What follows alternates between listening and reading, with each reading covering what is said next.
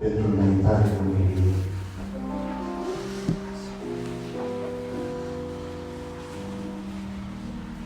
Ce înseamnă talenți? Am primit mulți talenți. Mi-am notat de toți. Mulți talenți am primit. Și eu și eu. Sunt oameni, 3 categorii de oameni. Unii care au primit și știu că au un talent și nu-l pun în negoț. Unii care au primit talentul și nu le pasă, iar alții, ca și mine, ca și alții și doresc toți din adunare să fim din acea categorie de oameni care știm că Dumnezeu ne-a dat și punem în negoț. Și acum dăm voie să-ți spun ce înseamnă talenți. Am stat în casă cu câteva săptămâni, 2 săptămâni, și am început să scriu. Am uitat și la ceea ce spun alții. Vă aduc aminte când adunarea la noi, fratele lui Cițoi, a predicat și a spus 2 gospodari și un grobar. Eu am schița în Biblie, dar nu vreau să predic schița omului și cuvântul omului. Dar am stat și l-am întrebat pe Domnul. Într-o seară târziu și am spus, Doamne, spune-mi de fapt, despre ce vorbești? Tu vorbești despre talenți. Și am cercetat să văd ce spun și alții și Duhul Domnului mi-a vorbit. Și am început să notez. Ce ziceți? Timpul este un talent? Știți că de când ne naștem, spunea un om la Dumnezeu, că suntem ca o mândare care s-aprinde și nu știi cât ține. Că am văzut că pe acolo și de vreme, la 25 de ani, 30 de ani, am văzut și la 11 de ani, am văzut. Știați că timpul ăsta e dat de la Dumnezeu? E un talent pe care ți l-a dat Domnul? Știați că sănătatea este un talent? Cine de acord cu mine să zică amin? Amin. Mărească-se numele Lui. De n-ar fi fost Domnul de partea noastră, poate că niciunul n-ar fi fost pe aici. Poate că ar fi fost fiecare ocupat de spital. Dar în bunătatea Lui, iubirea Lui, a mai spus un cuvânt. A spus cuvânt de sănătate. Ne-a dat sănătate. Ne apreciem. Mi-am notat. Știați că simțurile cu care ne-am născut sunt talent? Tu te bucuri că vezi și alții nu văd și sunt duși de mână de altul. Tu te bucuri de mâini și alții sunt hrăniți cu mâinile altora. Tu te bucuri că vezi pe picioarele tale și alții sunt împiși și de un găricior, probabil. Tu te bucuri de toate aceste simțuri pe care ți le-a dat Dumnezeu. Mi le-a dat Dumnezeu. Și știați că darurile duhovnicești sunt talent? Era doar o mirară, spune Biblia, și-a dat pe unii. Și Domnul își instaurează biserica și pune în fruntea bisericii oameni care sunt pe lucrare. Să nu credeți că e ceva așa, știi? Să nu credeți că e ceva de apucat. Nu. Ca să fii pus de Domnul e mare lucru. Pentru că tu reprezinți imaginea unei biserici. Tu ești până la lui Dumnezeu. Și Domnul a dat. Slăvit să fie numele Lui. Că dă și dă cu mână la altă și nu-i pare rău, spune Biblia. Astea sunt daruri. Și dacă nu ai primit darul ăsta, stai la banca ta, că mântuirea este asigurată. Daruri pământești. Știați că sunt talenți date de Dumnezeu? Acum, poate 25 de ani, 30 de ani, ne cumplam cu Dacia. Acum avem BMW-uri care e mai frumoasă. Și eu zic, Domnul să binecuvinteze toți frații mei. Că ne-a binecuvântat Domnul și ne-a dat. Și nu poți să spui că Domnul nu ți-a dat. Și nu poți să spui că Domnul ți-a rămas dator. Spune-mi tu, unde a rămas Domnul dator cuiva? Nicăieri am găsit în Biblie că era rămas dator. Am mai mult decât atât, Domnul plătește și datorile. Știați asta? Am descoperit în cuvântul Domnului că plătește și datoria mea. Aluminele astea care stă în fața voastră. Și a fost pe tuturor. Au venit la Petru și a zis, auzi, învățătorul tău, nu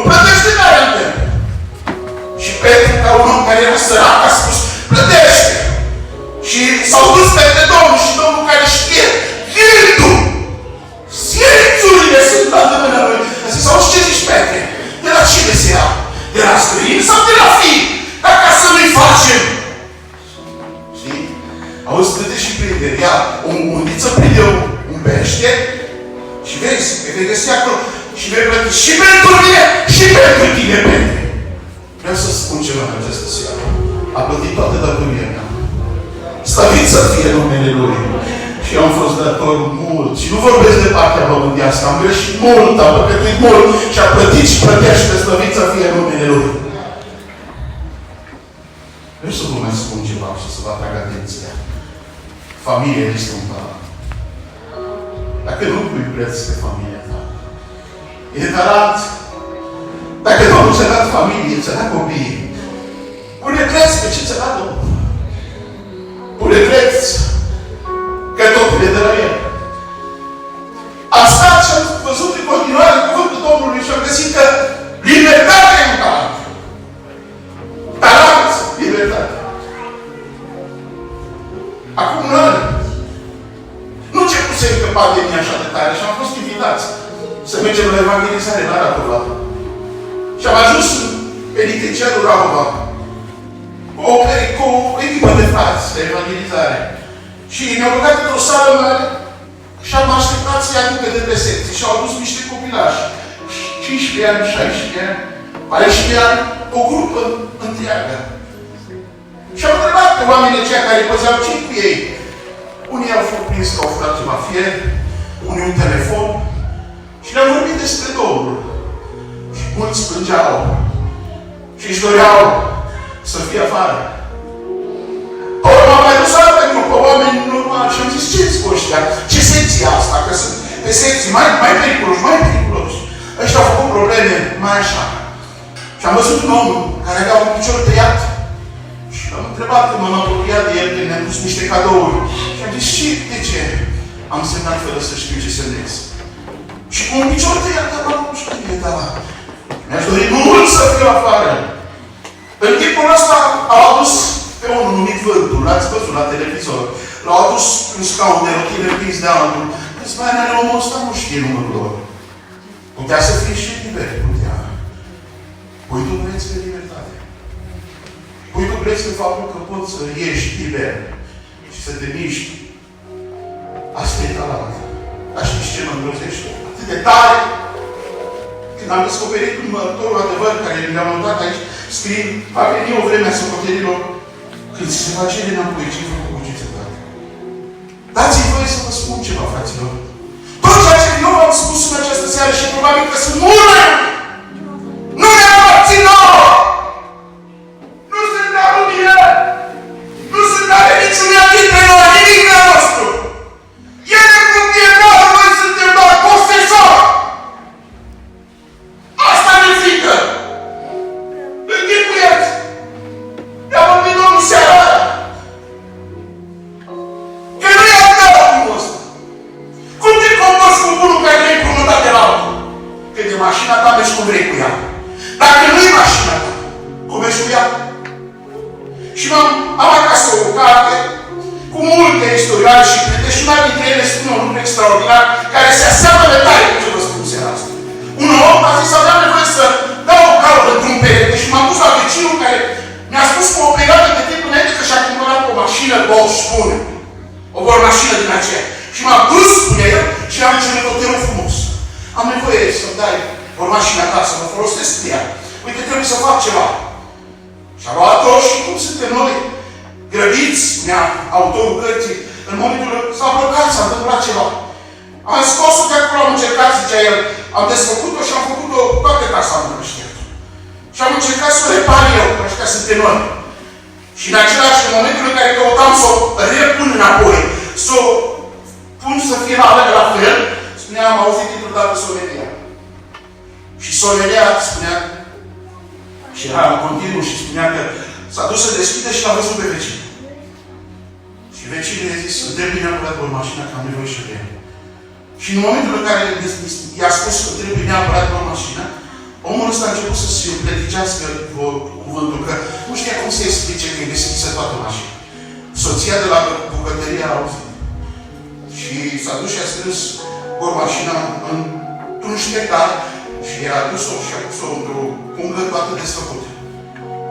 Și în momentul în care a dat-o desfăcută toată, vecinul a făcut o față din aceea. Acum vreau să vă spun ceva, știți cine suntem noi? Ce ne-a dat El, stricăm noi. Ce ne-a dat El, Iisus, Fiul lui Dumnezeu, stricăm noi. Și încercăm cumva noi să reparăm. Și punem în brațe ceea ce am stricat. Dar îți spun în această seară, bunătate și Dumnezeu, poate că e Dumnezeu să pună la loc fiecare piesă. Poate să pună la loc fiecare piesă. Ține minte vorba asta pe care îți spune fratele Domnule Lucian. Dacă ai greșit, dacă e supărat pe Domnul, astă seară, Domnul e să pună piesele înapoi. Pentru că e Dumnezeu. Slăvit să fie numele Lui. Dacă familia nu crede sau audit despre madre, eu poate să-ți aducă înapoi. Dacă copiii îți plecați, poate să-ți aducă înapoi. Dacă sănătatea nimeni, poate să aducă înapoi, că e Dumnezeu. Și nu întrece nimeni în fapte de curare și de milă. Slăvit să fie numele Lui. Vremea sărbătorilor. Dacă te uiți dincolo la cealaltă Biblie, am găsit 3 categorii de oameni. De data aceasta, împarte Domnul la toți. Dacă data trecută la unul 5, la unul 2 și la unul 1, de data asta la toți se dă egal. Și m-am uitat să văd. Nu sunt eu așa de deștept, dar stați mai deștept decât mine și dacă cauți informații o găsești. Știți ce înseamnă să fie ceva egal între noi? Noi toți suntem diferiți. Ne naștem diferiți. Că asta e frumusețea lui Dumnezeu. Dar avem ceva în comun. Duhul de viață. Viața! Am primit-o de la El. Dacă avem ceva în comun, este că Domnul ne-a dat viață tuturor. Slăvit să fie numele Lui. Dar știți ce spune Biblia despre acești 3 categorii de oameni? Unii au venit și au spus: Doamne, mi-ai dat. Dar știi ceva? Nu vrem să stăpânești tu peste noi. Vă aduc aminte că mi-a dat tuturor viață. Ce ziceți, n-a venit Domnul Iisus 4.000, 5.000? Am fost eu. Mi-a dat din nou. Știți ce strigau când era pe cruce? Sau înainte de a ajunge pe cruce, că au fost puși în fața lor Barabas și Domnul. Și omul ăsta, Pilat, a pus o întrebare: pe care vreți să vă eliberez? Și au spus: Baraba. Și cu Iisus ce să fac? Răstignește! Nu vrem să stăpânească peste noi. Afișează, te rog frumos, Psalmul 2, te rog. De la versetul 2.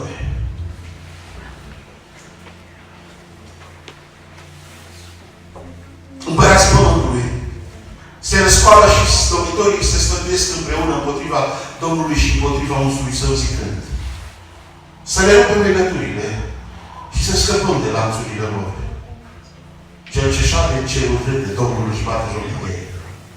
Apoi, în mânia lui, le vorbește și îngrozește curgia lui zicând: totuși, eu am uns pe împăratul meu pe Sion, eu am uns pe împăratul meu pe Sion, pe muntele meu cel sfânt. Eu voi vesti bătările lui, zice unsul. Domnul mi-a zis: tu ești fiul meu, astăzi te-am născut. Cerem ce îți voi da și îți voi da neamurile de moștenire și până la și marginile pământului în stăpânire. Ce vreau să vă spun? Când m-am uitat în cuvântul Domnului, am găsit categorii de oameni și oamenii aceștia care sunt puși în fruntea poporului în secolul în care trăim, nu mai vor să fie stăpâniți de Dumnezeu. James Brown, unul din mari autori creștini de Biblie, care a scris o carte extraordinară, a spus într-una din cărți, spunea: au ceva în comun. Sistemele acestea păcătoase, gay și bărați, au ceva în comun. Știți ce? Nu mai vor să fie stăpâniți de Dumnezeu. Au scos pe Dumnezeu din toate locurile. L-au scos din rugăciuni, l-au scos din orice, din școli, l-au scos de peste tot. Nu mai vor să fie stăpâniți de Dumnezeu. O categorie de oameni. Cea de-a doua categorie de oameni spune oameni care spun, este teamă. Atenție, care spun, este teamă de Dumnezeu, dar nu vreau să-i slujesc. Este teamă de Dumnezeu, dar nu vreau să-i slujesc.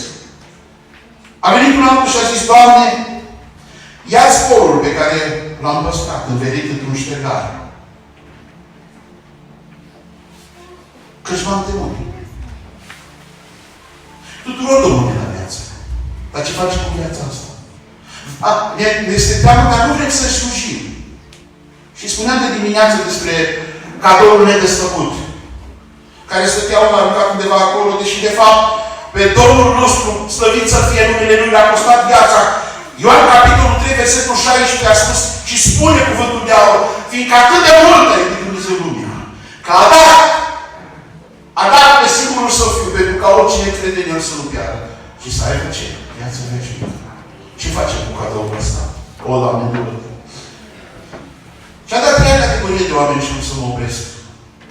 Oameni care îi slujesc lui Dumnezeu fără să aibă pretenții, nu pentru un câștig din partea lui.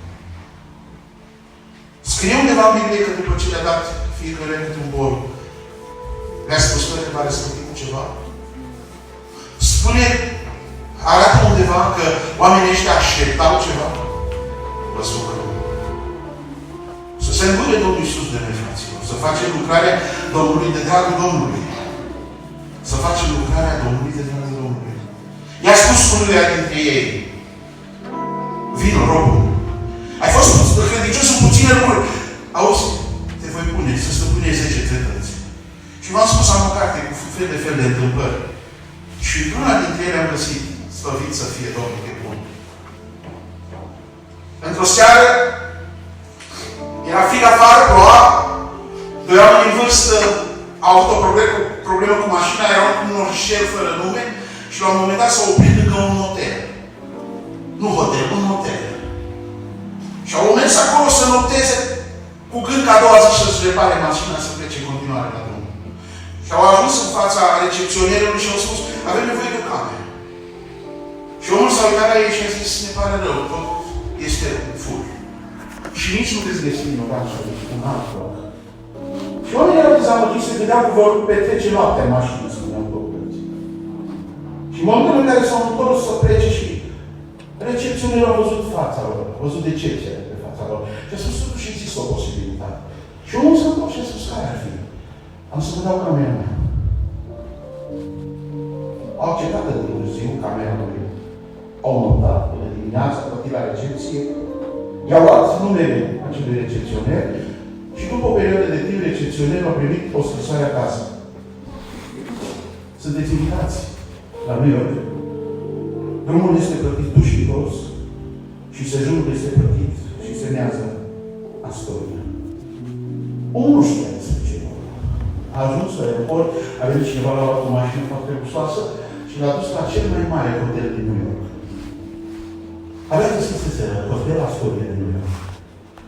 Și a zis, bătrânelul care a ieșit de afară, l-a luat în brațe, l-a îmbrățișat și a spus, pentru gestul pe care l-ai făcut, am hotărât să te pun manager peste tot hotelul ăsta.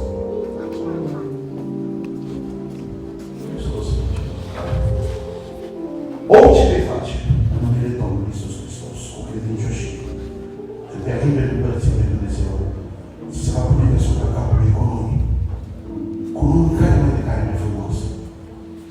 Domnul, te va binecuvânta și te va răsplăti.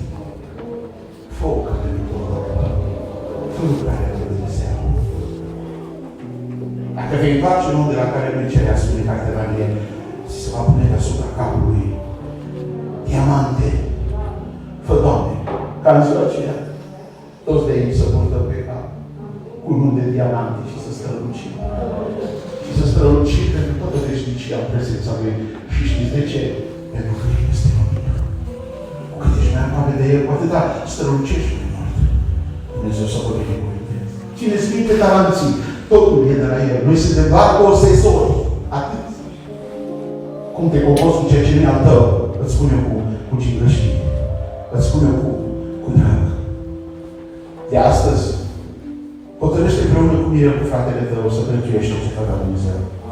Tot ceea ce avem dintre El. Nimic nu-i fără El. Totul ce avem prin El, din El, prin El și pentru El să bate lucrurile.